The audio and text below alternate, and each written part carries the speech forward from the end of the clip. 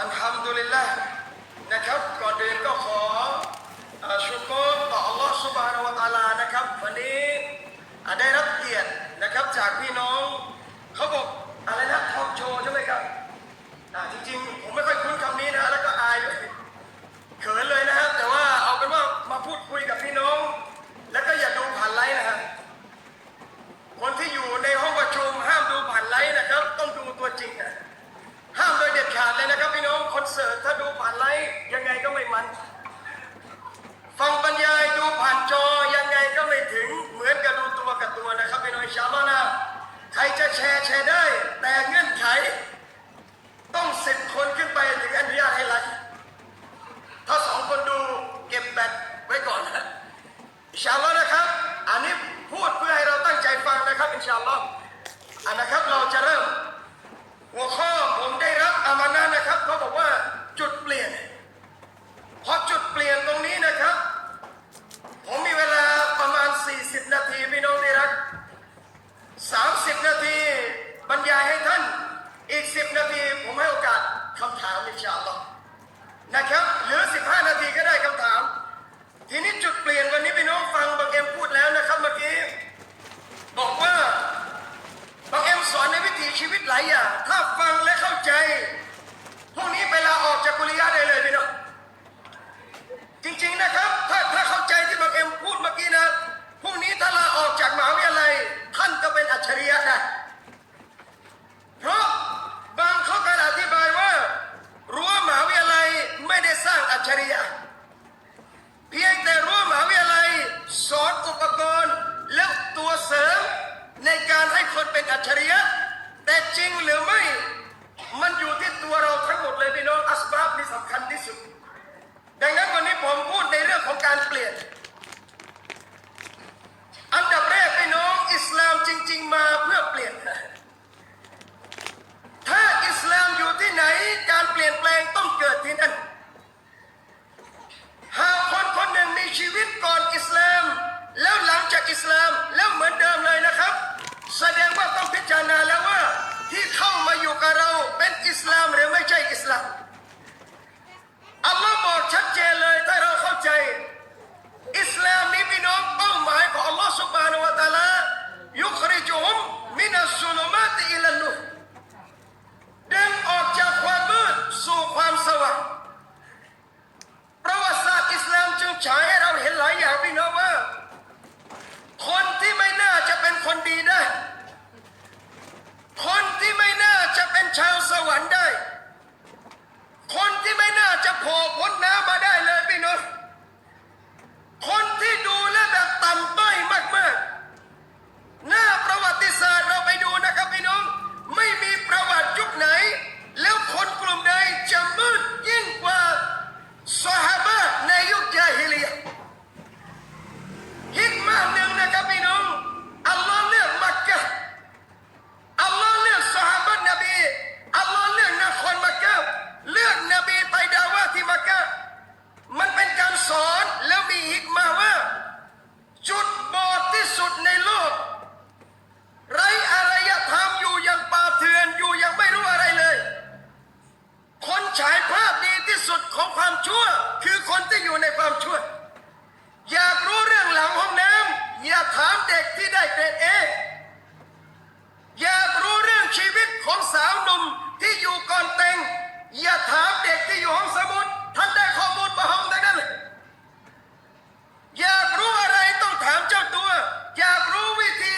เล่นยาแบบไหนอย่าถามคนที่อยู่ในแลบอย่าถามหมอพี่น้องหมอยิงยามีประโยชน์แต่หมอจะไม่รู้ความสุขลึกๆเวลาวัยรุ่นมันฉีดยากันมันสุขแค่ไหนอย่าไปรอนะฮะ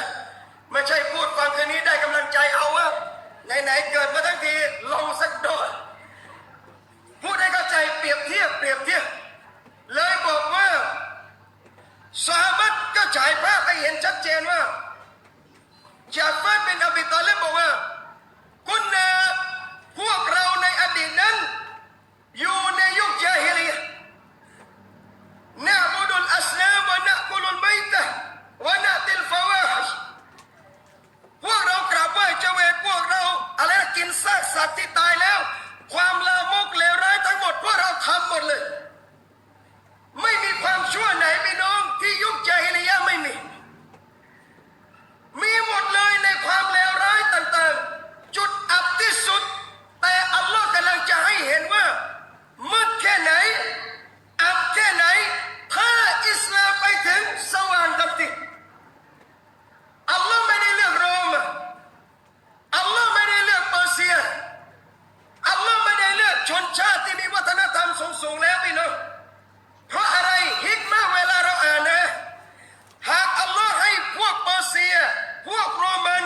พวกที่เจริญในอดีตตอนนั้นเป็นกลุ่มชนที่เปลี่ยนแปลงโลกได้คนดูจะไม่แปลกใจอะไรจริงไหมวันนี้ถ้าคนบอกอเมริกาผลิตเครื่องบินไอพ่นเราฟังไม่ตื่นเต้นอะไรเลยแต่ถ้าเราบอกวันนี้โอท็อปอันใหม่ของชุมชนซาไกผลิตได้แล้วรถยนต์แบบไม่ใช้น้ำมันตื่นทั้งโลกไปเนาะคนเขางงเลยคนแบบนั้นมันทำได้ยังไงวะพูดก็ไม่ชัดแต่ทำรถผลิตไม่มีน้ำมันได้จุดอับจุดมืดที่สุดอัลลอฮ์เลือกและสุดท้ายเกิดอะไรขึ้นไปน้องซิบะฮ์อัลลอฮ์อัลลอฮ์ยอมการยอมของอัลลอฮ์อัลลอฮ์เปลี่ยนหมดเลย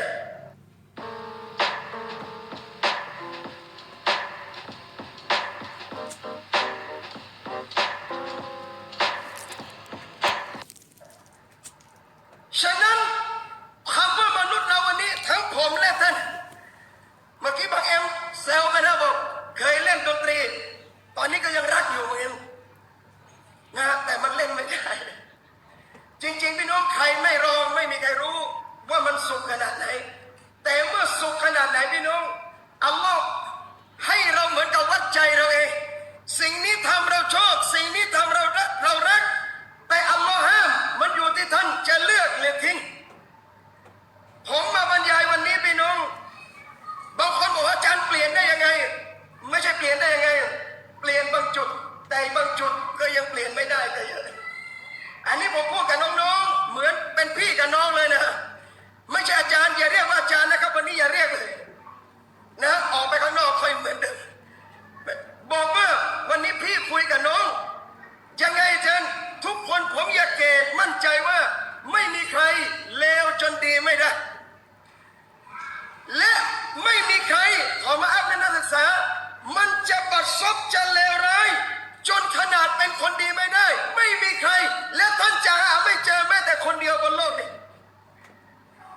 ถ้าจะเจอจริงๆมีอยู่ตัวหนึ่งพี่น้องนั่นอิบลิสเมื่อผิดกับอัลลอฮ์อามาปฏิเสธไม่ทำตามที่อัลลอฮ์ใช้แทนที่จะตอบัตวัสตักบารอตะกับบรทันที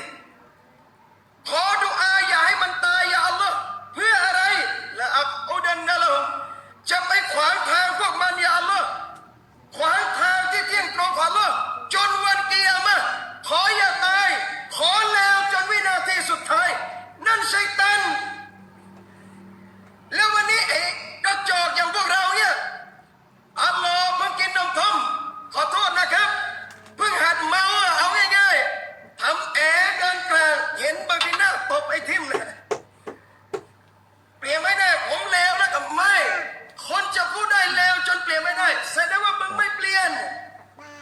ผู้หญิงคนหนึ่งคัสโนวีแต่พวกเราไม่มีนะชาลอนะดูตาใสนะครับชาลอเด็กคนนี้ไม่มีคัสโนวีไม่รู้จักใช่ไหมเราใสมากอะมันเป็นผู้หญิงที่แบบเจ้าชู้อะไรอย่างเงี้ยไม่มีนะเราเด็กเรียนหมดเลยนะอินชาอัลลอฮ์บางคนบอกเปลี่ยนไม่ได้เลยอาจารย์หนูเป็นอย่างนั้นมาตลอดใช้ชีวิตอย่างนั้นมาตลอดใส่กระโปรงสั้นอยู่กับผู้ชายอยู่กับอะไรหมดเลยบอกไม่ใช่เปลี่ยนไม่ได้เปลี่ยนได้แล้วเมื่อเริ่มเมื่อไรอัลลอฮ์ช่วยทันทีไปเนาะดังนั้นวันนี้ตัวอย่างที่ผมจะยกให้ท่านหนึ่งท่านได้รับฉายานามจากใครอะพี่น้องอาหรับในยุคอดีตแม้กระทั่งอามีรุลมุมินีนอุมัรบินค็อฏฏอบเรียกคนนี้ว่าชัยฏอนุกุรอยชนี่ชัยฏอนของพวกกุรอยชใครพี่น้องที่รักอุมัยบินวะฮับรอฎิยัลลอฮุอันฮุใครคืออุมัยบิน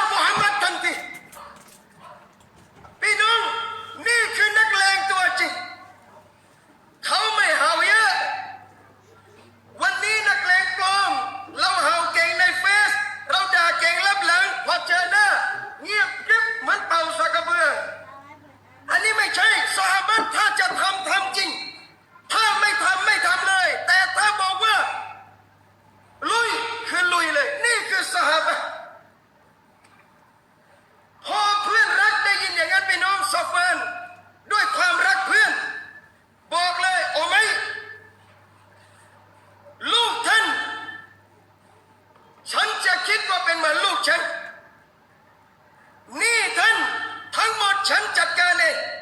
เท่านั้นพี่น้องที่รักเมื่อมีคนรับเรื่องลูกเมื่อมีคนรับเรื่องนี้ดูใจเลยอะยังห่วงไม่ใช่หนี่ของเราอิสลามแล้วหนีหนี้กระจายเลยของเขาไม่รู้จักอิสลามแต่กลัวในการไม่จ่ายหนี้โอ้ไม่ได้ยินอย่างนั้นพี่น้องเอาดาบขึ้นมานะครับอาบยาพิษเลยแล้วเดินทางไปยังมะดีนะห์อัลมุนัววะเราะห์เมื่อถึงมะดีนะห์ดูคนจริงไปที่มัสยิดนบีพี่น้องโอ้ไม่เดินเข้าไปสะพายดาบมาด้วย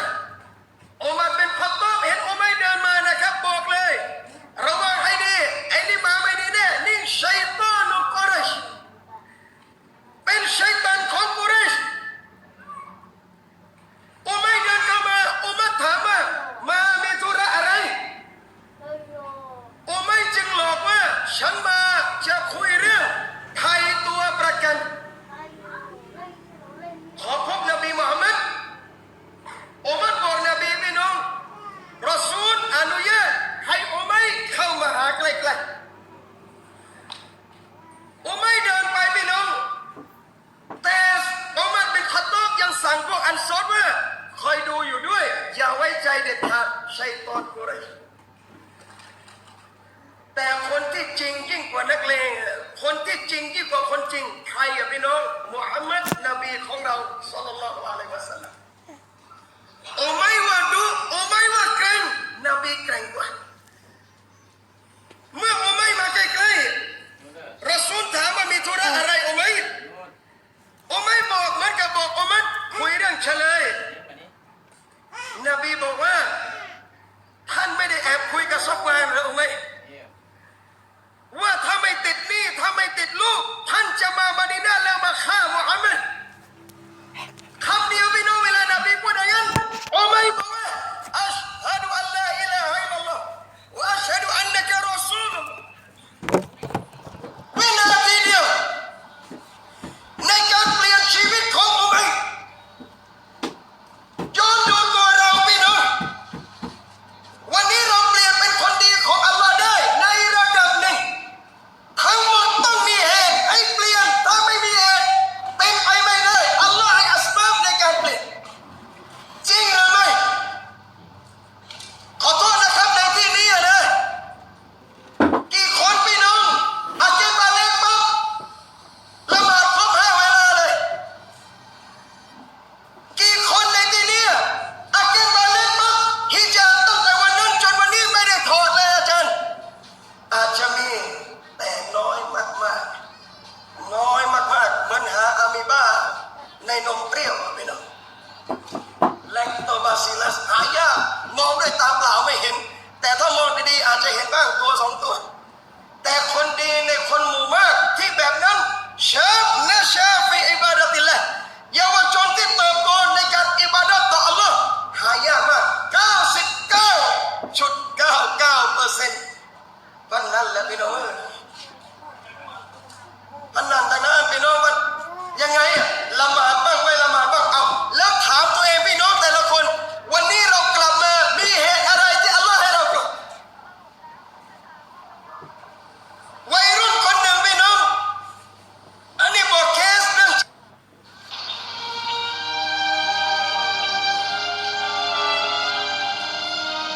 ผู้หญิง30อย่างเราต้องรู้จักใช้เงินค่ะดึงสติไว้ค่ะซิสจริงนะผมขอบคุณอัลลอฮ์นะครับที่ให้ผมเรียนศาสนาตอนจบปริญญาตรีไทยแล้วค่อยมาเรียนศาสนาใหม่บางคนบอกจะไม่เสียดายทำไมไม่เรียนตั้งแต่เด็กเลยถ้าพูดง่ายๆถ้าเรียนตั้งแต่เริ่มตอนวัยรุ่นอาจจะเป็นเหมือนมึงกับผมพูดกันยังไงอาจารย์ก็เรียนแบบมึงเรียนยังไงอะเรียนแบบเรียนไงสุดท้ายจบเอกชะรีอะห์จบเอกอุซูลุดดีนแล้วทำอะไรอะพี่น้องไม่รู้ไอ้ทำงานสมัครงานไม่ได้ไม่เป็นไรพี่น้องบางคนเรียนแล้วแต่ไม่มีอุดมการณ์ศาสนาในการเรียนเสียดายเว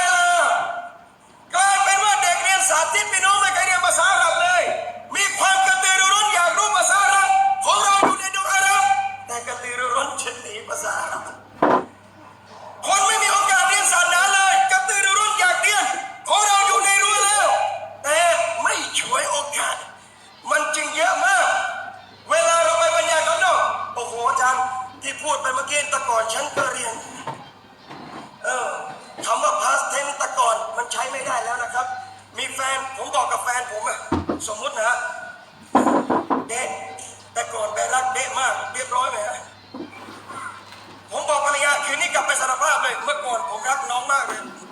แต่จริงไม่ได้เรียกน้องอะนะ มันจะเอ่ยชื่อนะสมมตินะไม่ก็ชื่อจริงเนี่ยบอกสมมติมีกี่คนนะจ๊ะบอกอายนะเอ่ยชื่อแฟนผมอายมากนะแต่ไม่เอ่ยไม่ได้นะครับมันดูอยู่นะฮะกลับไปอาจจะมีปัญหานะครับทำไมมั้งกลัวใครรู้บทนี้เมื่อก่อนไปรักนิกมากเลยมันจะมีเขาจะผู้หญิงจะดีใจหรือเสียใจฮะดีใจไหมครับดีใจเหรอสามีเรากลับมาคืนนี้บอกเมื่อก่อนไปรักเด็กมากถ้าบอกเมื่อก่อนไปรักเด็กมันเป็นชัตติยะเงื่อนไขแสดงว่าเดี๋ยวนี้เป็นยังไงอะไหมเมื่อก่อนรักเลยเดี๋ยวนี้รักมากกว่าเมื่อก่อนอันนี้คือวิธีเอาตัวรอดนะครับจริงๆมันไม่ใช่อย่างนั้นคำว่าเมื่อก่อนเขาไม่คิดนะเมื่อก่อนแล้วบอกยังไงเมื่อก่อนไม่ต้องคิดบอกเอาวันนี้เลยวันนี้เลยบอกกับพวกเราว่าชีวิตเราแต่ก่อนจะเป็นยังไงนะครับไม่ต้องกลัวไม่ต้องอัลลอฮ์ให้ขอเราเริ่มโอ้ไม่เปลี่ยนด้วยวินาทีเดียวพี่น้องคำพูดของนบีอัลลอฮ์ให้รู้ได้ยินปั๊บจุดชนวนเปลี่ยนเลยผมเลยยกย่องชื่นชมแล้วกันเด็กเร็วๆเวลามันอยู่ในมัสยิดแล้วคนเหล่านี้เวลาเปลี่ยนนะทำไมอาจารย์คนเคยเลวมาทั้งชีวิตนะครับพี่น้องวันหนึ่งพอได้รู้เรื่องอิสลามคนพวกนี้ยอมตายยอมให้ชีวิตทั้งหมดเพื่อศาสนาเลยผมเลยบอกขอบคุณอัลลอฮ์ที่ให้ได้ไปเรียนก่อนนะไปเรียนสามัญไปเรียนอะไรไปเรียนเลยถามว่าใจรักไหมจนวันนี้ตอบใจไม่รักเหมือนบางเอ็มพูดเมื่อกี้ชัดเลยพี่น้องถ้าเจอสิ่งที่ใจต้องการทำไม่ได้เงินแต่ก็มีความสุขแต่ทำไปแล้วถ้ามันได้เงินเยอะแต่ใจไม่รักสุดท้ายวันหนึ่งก็ต้องทิ้งใช่หรือไม่เมียน่ะบ่นจะตายพี่น้องอยู่บ้านไม่ใช่เมียทุกคนเมียทุกคนบ่นหมดนะเป็นปกตินะเป็นจริงนะว่าผู้หญิงไม่บ่นคือผู้หญิงไม่รักบ่นจะตายพี่น้องมีใครเคยหนีเมียเพราะบ่นเยอะไหมมีใครอะพี่น้องไม่เอาแล้วเจนทำไมจะไปมันจะเล่นทำไมอะมันบ่นแล้วกันไม่มีนะเพราะอะไรถึงจะบ่นยังไงแต่สุขที่ได้อยู่ในบางจุดที่เรารับรู้แต่คนนอกไม่เห็นยังไงท่านก็ไม่ทิ้งสิ่งที่ท่านรักเช่นกันพี่น้องหาตัวเองให้เจอผมเคยถามตัวเองว่าผมอยากเรียนอะไรนะครับไม่ได้เรียนมัธยมศิลป์แต่ก่อนนะไม่ได้เรียนศาสนาไม่ได้เรียนอะไรเลยเรียนสามัญล้วนๆเป้าหมายอย่างเดียวตอนนั้นต้องพาวงผมออกทวายไลท์โชว์ให้ได้แต่ก่อนนั้นดังมากเอ็มไปออกมาแล้วนะแต่ก่อนนั้นดังมากผมจำได้พี่น้องเซกโลโซออกครั้งแรกสมัยพอเราออกปั๊บผมบอกเจอในทีมบอกสักวันก็ต้องพาพวกมึงไปให้ได้ตั้งเจตนาเลยพี่น้องแล้ววางแผนเลยว่าจบม .6 เราไปรามให้หมดอยากเป็นนักกฎหมายนะครับอาจารย์เปล่าเพราะเรียนมาไม่ต้องไปเราสอบอย่างเดียวเวลาที่เหลืออุทิศให้กับดนตรีที่ท่านรักอย่างสุดชีวิตไปนะเราวางแผนแบบนี้ว่ามาคารุและพวกเขาได้วางแผนว่ามาคารุลลอฮ์และอัลลอฮ์ก็วางแผนของอัลลอฮ์เราต้องการแบบนี้แต่อัลลอฮ์ต้องการอีกแบบเราอยากไปแบบนี้อัลลอฮ์ให้ไปอีกทางไปเนาะสุดท้ายฝันสลายตรงนั้นมันเอ็นติดกันหมดเลยเหลือผมคนเดียวไม่ติดอะไรกับเพื่อนแบกความฝันกับปีเตอร์ออสการ์ชามิดเราขึ้นกรุงเทพเท่มากๆตอนนั้นพี่น้องมากในชีวิตผมไม่เคยเท่อะไรขนาดนั้นแล้วนะครับขึ้นรถไฟชั้น3ไปกับเพื่อนวันแน่นอนยังไงก็ต้องเอาดีให้ได้ทางนี้นะสุดท้ายพี่น้องที่รักนะอัลฮัมดุลิลลาห์อันนี้พูดแล้วเหยียบคืนนี้เลยนะจะไปบอกที่ไหนนะเหยียบเลยนะครับแล้วก็พี่น้องในไลฟ์สด200 กว่าคนเหยียบด้วยนะไอ้ที่แชร์ไปเหยียบให้หมดเลยนะครับมันจริงพี่น้องบางอย่างที่ท่านรักชอบชีวิตที่ท่านเลือกแต่อัลลอฮ์จะเลือกอีกแบบไปพี่น้องบางอย่างเราคิดว่าดีแต่หัวอาลิมุลฆอยบิวัชชะฮาดะห์รู้ในสิ่งลับและสิ่งเปิดเผยรู้ในสิ่งซ่อนเร้นแล้วสิ่งแจ้งอัลลอฮ์ให้ไปอีกทางพอไปอีกทางพี่น้องที่รักผมผู้ชายทุกคนนะครับเวลาอุสตาดเขาบรรยายเรื่องแฟน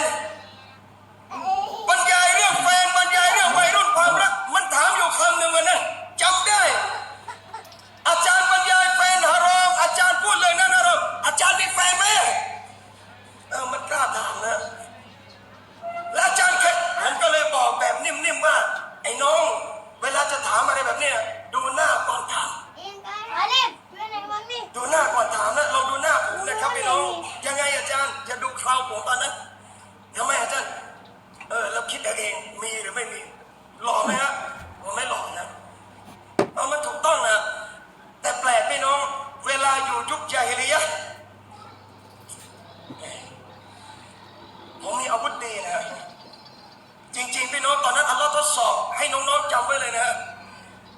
ตอนเราไม่อยากมีชีวิตครอบครัวตอนเราอยากชีวิตเล่นๆไปวันๆนะตอนเรามีกีตาร์เป็นอาวุธไม่ต้องมีคำพูดใดๆทั้งสิ้นผมชอบผู้หญิงคนนี้สมมตินะผมสลาเป็นผู้หญิงนะผมมองเขาและผมอยากพหุวัฒนธรรมกับเขาด้วยคืออยากอะไรเขาเรียกอะไรสัมพันธมิตรสัมพันธสมานฉันท์กันนะ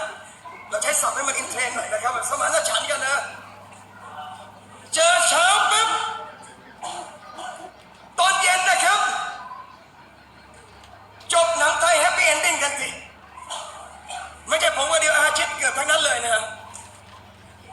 เรามาแปลกพี่น้องทำไมอยู่ตอนนั้นมันเป็นอย่างนั้นสุดท้ายวันที่อัลลอฮ์ให้เลือกเอาเลือกพอเวลารู้แล้วว่าสิ่งนี้บาปสิ่งนี้ฮารอมถึงเวลาต้องทิ้งเวลาฟังเรื่องศาสนาพี่น้องพอฟังศาสนาปุ๊บความคิดแรกที่ผมมาไม่ได้ต้องแต่งงานแล้วเชื่อไหมครับตอนจับกีตาร์มองเช้าสมหวังเย็นพอทิ้งกีตาร์เนียดอ่านหนังสือตอนนั้นหนังสือจามุริดกำลังดังมากตอนนั้นนะอาพรแห่งชีวิตคู่ถ้าพี่น้องจำได้ผมอ่านตั้งแต่ยังไม่ได้เรียนศาสนาจริงจังเลยอ่านปุ๊บปิดหนังสือปั๊บมันมีเล็กเข้าใจไหมภาษาใต้นะจะแต่งงานเลยจะแต่งงานแล้วทำไมครับแกเขียนได้ลึกซึ้งยกหะดีษนบีจนมาอยากแต่งงานเลยพี่น้องเรียนยังไม่จบไม่มีอะไรนั้นคิดอย่างเดียวอินชาอัลลอฮ์นิกก็แน่นอนสุดท้ายพี่น้องเจอฮะคนที่เราอยากจะนิกาด้วยเจอเช้ากลางคืนเขาหนีเลยไงทำไมมันคิดไปอย่างนั้นเลยอาจารย์ทำไมอย่างนั้นผมนึกในใจน้อยใจเลยครับคนที่เราอยากแต่งใช้ชีวิตร่วมด้วยพอเจอปั๊บหนีทุกรายเลยนะเพราะผมเนี่ยอับยศมากตอนนั้นนะครับพออยากจะแต่งงานก็ไม่เอาสักรายแล้วบายบายหมดเลยนะบายบายหายเกลี้ยงเลยสุดท้ายมาคิดนึกถึงแล้วเหมือนกันในย่าทำไมอย่าอัลลอฮ์ข้าพระองค์อยากจะนิกาให้ถูกต้องแต่ไม่มีใครส่งสัญญาณตอบรับเลยถ้าพูดง่ายๆไม่มีใครเลยแต่ตอนไม่อยากนิกาทำไมมันเข้ามาเหมือนกับแบบอย่างนั้นนึกในใจพี่น้องทำไมว่าอยากได้อันนี้อัลลอฮ์ไม่ให้อยากได้อันนี้เอาจริงจังอิสติคอรอยิ่งลุยต่อยิ่งได้ประสบการณ์ลุยต่อกับพี่ไหมล่ะลุยเข้มถึงใจเบอร์ดี้มั่นใจสู้ไปด้วยกันไม่ควรปล่อยให้เงินไร้ประโยชน์มันควรสร้างรายได้เริ่มต้นเทรดกับโอลิมเทรดด้วยการฝากเงินขั้นต่ำทั้งไอ้นั่นได้นี่อัลลอฮ์ไม่ให้สุดท้ายเพิ่งมาเข้าใจพี่น้องต่อเมื่อได้นิกาจริงๆอัลลอฮ์มาชาอัลลอฮ์อัลลอฮ์เก็บคนนี้ไว้ให้เหมือนพี่น้องไงท่านหาไปทั้งชีวิตตั้งเยอะนะครับบางเอ็มไปฝรั่งเศสจริงๆเกือบจะเป็นเขยฝรั่งเศสก็ได้แล้วนะตอนนั้นแต่อัลลอฮ์ให้กลับมาเป็นเขยปัตตานีพี่น้องทำไมนี่คนที่อัลลอฮ์เก็บให้แล้วเมื่ออัลลอฮ์เก็บให้แล้วท่านไม่ต้องห่วงทุกอย่างไม่ต้องคิดอะไรเยอะขอวันนี้ท่านเปลี่ยนชีวิตเพื่ออัลลอฮ์ค้นหาตัวเองให้เจอนะครับพี่น้องท่านจะค้นหาตัวเองเจอไม่จำเป็นต้องเปลี่ยนบุคลิกของท่านให้เหมือนใครไม่จำเป็นพี่น้องบางคนโทรมาถามนะครับอาจารย์พวกสารบัญอาจารย์พวกยังไงครับผมนึกในใจน่าจะทำมันเน็ตไอดอลสอนคุมผ้าอาจารย์พวกยังไงครับทำไมฮะเขา